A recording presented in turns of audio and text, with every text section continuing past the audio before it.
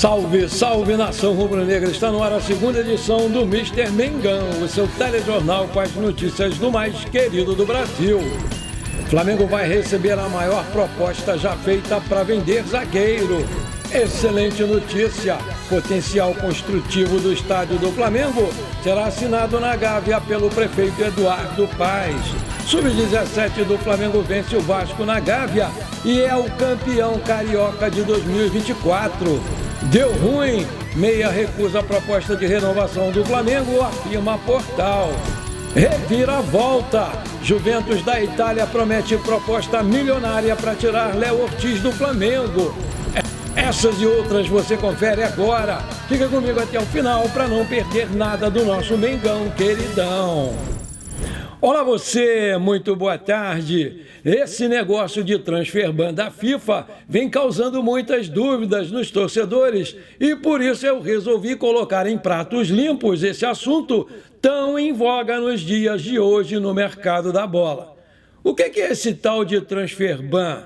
O termo costuma causar dúvidas entre nós torcedores. Trata-se aí de uma punição administrativa. A FIFA, que é a entidade máxima do futebol, impõe o transferban a um clube quando ele infringe uma regra ou prática do regulamento da federação. Enquanto o clube está punido com essa medida, ele não pode registrar novos jogadores até que faça o pagamento da sua dívida. O Al-Nassr, o Barcelona, o Corinthians, o Santos e o Fortaleza são alguns times que já sofreram o transferban da FIFA. Existem alguns procedimentos para uma agremiação sofrer transferban. O jogador ou o clube credor precisa entrar com um pedido na FIFA. Além disso, é preciso comprovar que o valor devido não foi pago. Então, o clube passa a ter um período para realizar a quitação da dívida, geralmente de 45 dias. Caso o prazo seja ultrapassado, o time é punido com o transferban e, com isso, fica impedido de registrar novos jogadores. Sem a quitação, o clube também pode sofrer sanções mais severas da FIFA, prejudicando seu desempenho em campeonatos e sofrendo riscos de rebaixamento da divisão. No caso de conseguir realizar o pagamento da dívida no prazo que foi estabelecido e apresentar os comprovantes de pagamento, essa agremiação pode, então, solicitar a queda do transferban. Depois disso, o time fica liberado novamente para registrar novos jogadores. No ano em que vai disputar o Super Mundial de Clubes da FIFA, o Flamengo vai ter que colocar o pé no freio na busca por grandes contratações, porque, de acordo com o jornalista Rodrigo Matos, do UOL, o orçamento do clube para 2025 indica um caixa bem reduzido no início do ano. O rubro-negro ainda vai ter que pagar uma alta conta sobre reforços que chegaram em anos anteriores.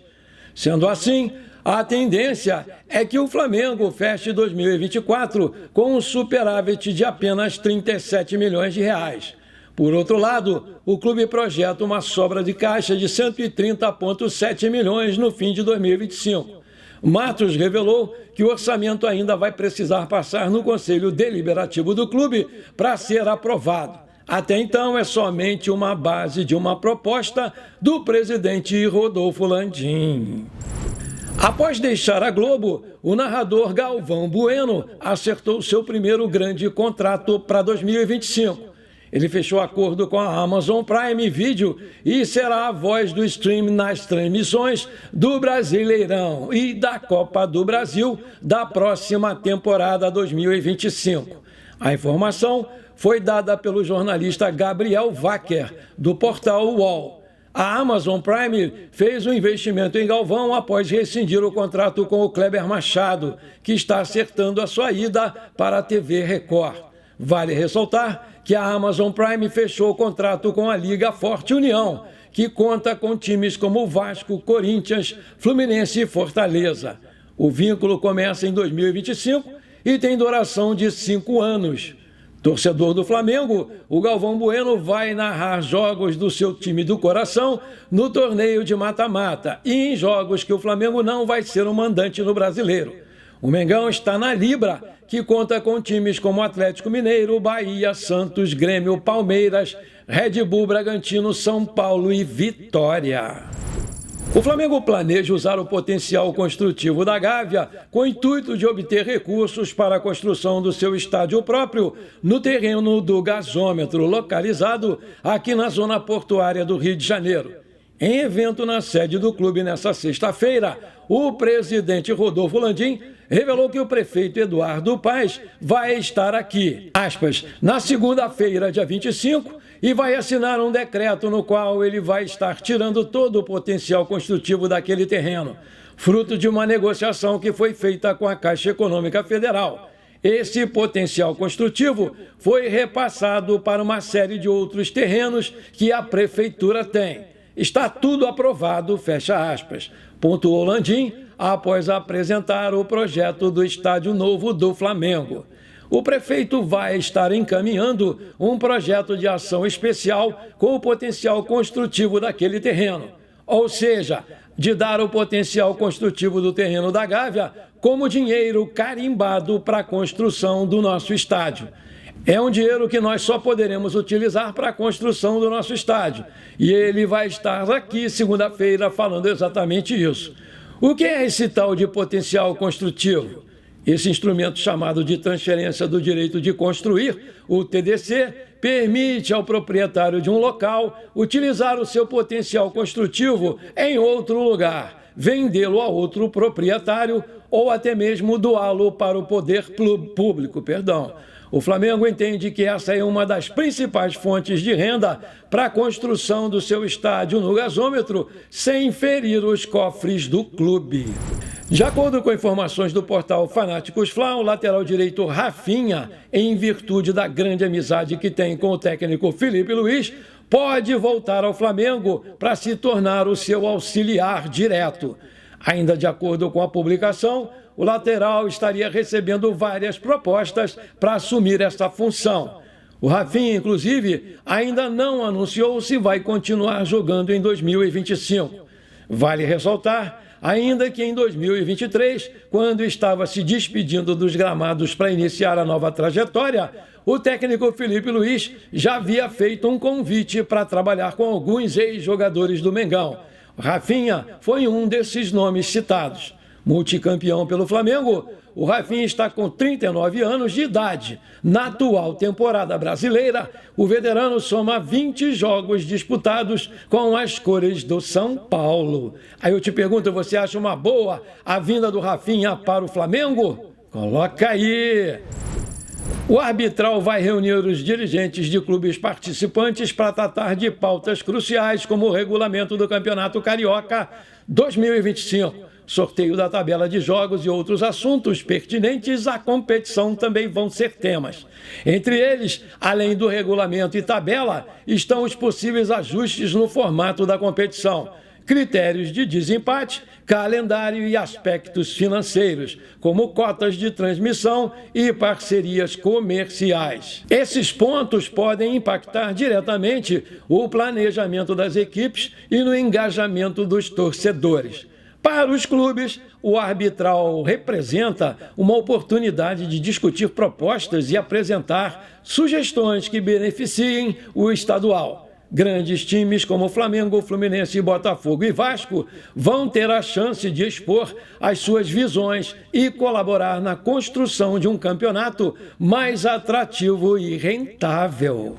Na última quinta-feira, a CBF definiu que o Anderson Daronco vai ser o árbitro da partida entre Flamengo e Fortaleza, que vai acontecer na próxima terça-feira, dia 26, na Arena Castelão, pela 35ª rodada do Campeonato Brasileiro. Mas o resto do quadro de arbitragem ainda não foi divulgado. Vale lembrar que o Fortaleza, com o empate de ontem em 2-2 com o Fluminense, está com 64 pontos em terceiro lugar na tabela e em quarto com 62, coladinho ali, vem o Flamengo. Portanto, esse jogo é importantíssimo para a nossa subida na tabela. O Flamengo terá uma carga apenas de 10 mil bilhetes para os seus torcedores.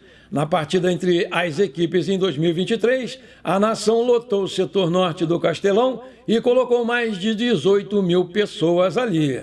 Se você está curtindo esse programa, maravilha. Então não esquece, manda brasa agora no like para fortalecer o nosso canal. Se você ainda não é inscrito, bora lá, me dá esse prazer, me dá essa honra. Aperta o botão inscrever-se, aperta o sininho ali e pronto, simples assim. Muito obrigado. O Flamengo enfrenta dificuldades para renovar o contrato do Éric Pulgar, um dos principais nomes do seu meio de campo. De acordo com o jornal O Globo, o chileno já recusou 3 propostas para estender o seu vínculo por mais 3 anos. O volante argumenta que merece uma valorização salarial condizente com o desempenho apresentado com a camisa rubro-negra. Se um acordo não for feito, o Pulgar estará livre para assinar um pré-acordo com outro clube qualquer a partir de julho de 2025, com o objetivo de receber um montante significativo de luvas. Enquanto isso, a diretoria do Flamengo ofereceu apenas um pequeno reajuste no seu contrato. A indefinição em torno do futuro do Pulgar atraiu os interesses de clubes estrangeiros, incluindo o River Plate da Argentina. O time de Buenos Aires tem planos de contar com o chileno em seu elenco já na próxima temporada, caso ele não renove mesmo com o Flamengo. Peça-chave no esquema tático do Filipe Luís, o volante também é constantemente convocado para defender a seleção chilena. Embora tenha ficado de fora dos jogos mais recentes devido a uma lesão, o Pulgar já soma 7 partidas pelas eliminatórias da Copa do Mundo de 2026 nesse ano. Desde a sua chegada ao Flamengo, o Pulgar se firmou como titular absoluto sob o comando de técnicos como Sampaoli e Tite e agora com Filipe Luís. No entanto, segundo seu staff, o chileno possui um dos salários mais baixos entre os titulares do clube. Essa disparidade é usada como argumento para justificar a necessidade de um aumento significativo em seu salário. Apesar da posição firme do Flamengo em não negociar o zagueiro Léo Ortiz, a Juventus da Itália segue interessada em contar com ele em janeiro de 2025, porque o jogador é visto pela diretoria italiana como o substituto ideal para o Bremer, também brasileiro, que está afastado devido a uma grave lesão no joelho. A multa rescisória do Ortiz está fixada em mais de 80 milhões de euros, cerca de 493,4 milhões de reais, e tem sido um fator determinante para o clube carioca manter a sua postura rígida.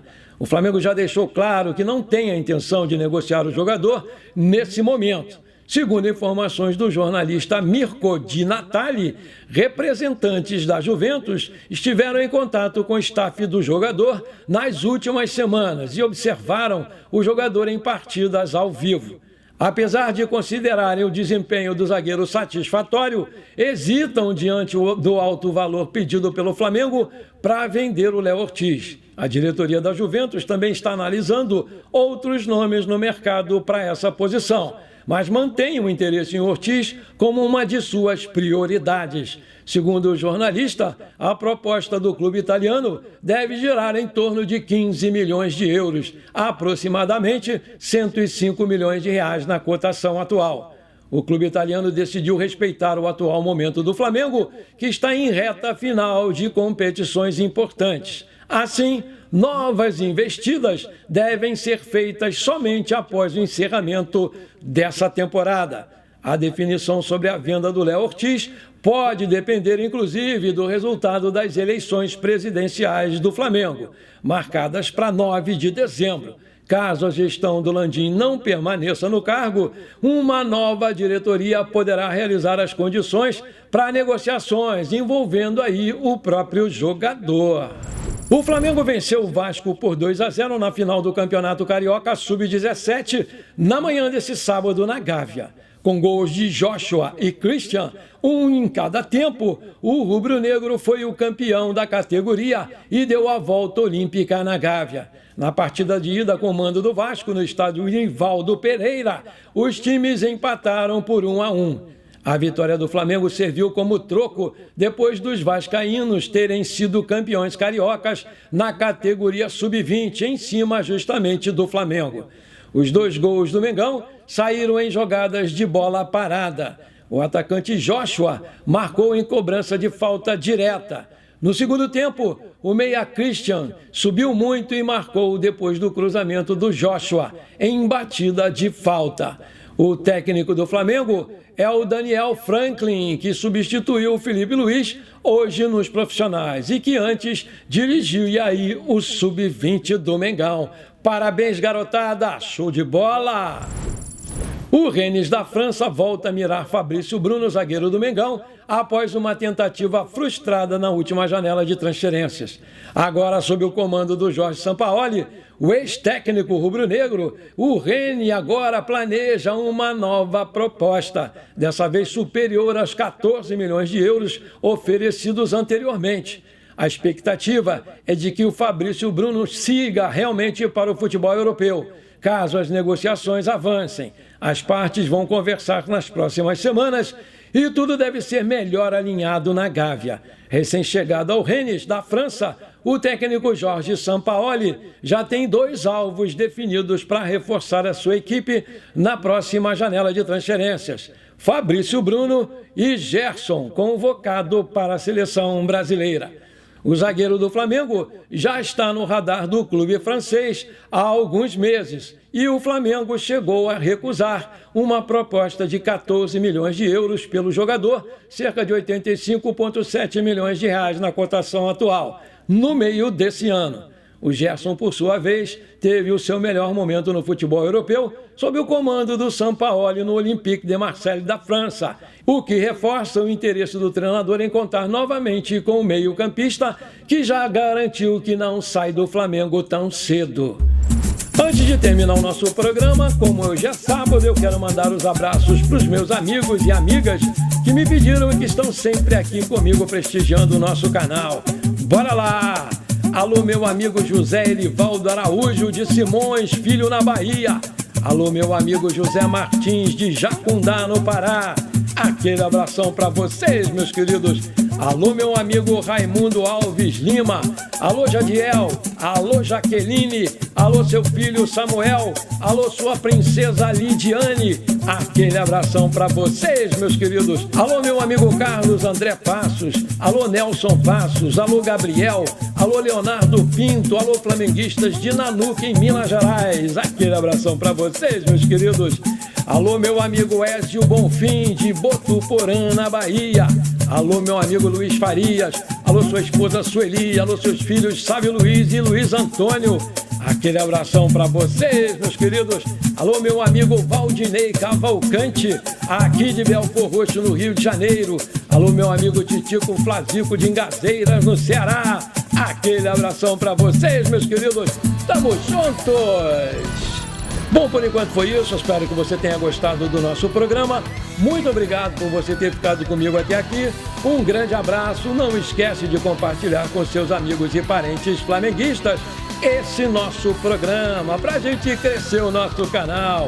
Eu conto muito com você. Bora lá ser feliz. Pra cima deles, Mengão!